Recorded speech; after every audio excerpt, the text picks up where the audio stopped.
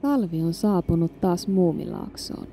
Useimmat Laakson väestä viettivät pitkää talviuntaan lämpimissä kodeissaan, mutta yksi tumma hahmo vaelteli Laaksoa halki, tuntematta talven kylmyyttä nahoissaan.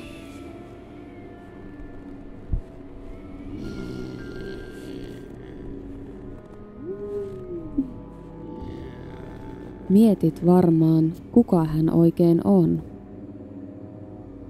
Se oli Mörkö.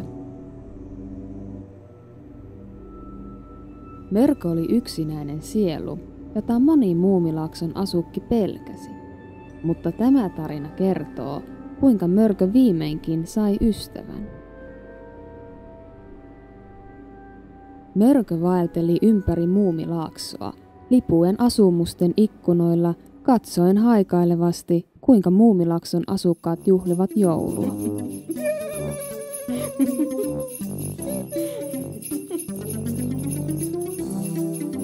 Mutta hänen surukseen jokainen kerta hänet ajettiin pois.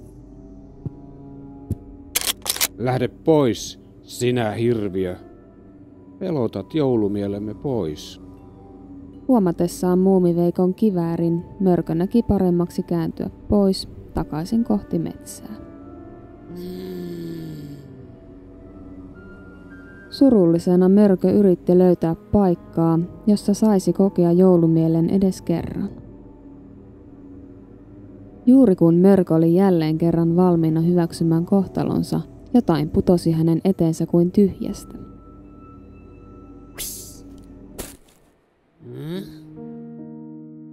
Se oli joululahja. Hyvää joulua, Mörkö. Mörön katse suuntautui ylös kohti taivaalla leijuvaa kuuma ilmapalloa. Kuka tämä tyttö oikein oli? No mutta sehän on Tiihanna. Hän oli maailmanmatkaaja, joka liikkui ympäriinsä kuuma ilmapallolla. Hän laskeutui maahan ja Mörön yllätykseksi hän käveli suoraan Mörön eteen. Olen kuullut sinusta paljon ja olen jo pitkään halunnut antaa sinulle joululahjan. En vain ole ikinä ollut samassa paikassa samaan aikaan. Toivottavasti pidät siitä. Lumoutuneena Mörkö katsoi lahjaansa ja olisi voinut vaikka vannoa, että lumi suli hänen allaan onnesta. Olen iloinen, että pidät siitä. Kuule, haluaisitko tulla kanssani ystäväni joulujuhliin? Mörkö katsoi haikailevasti sivulleen, epävarmana kannattaisiko hänen mennä. Ei sinun tarvitse pelätä.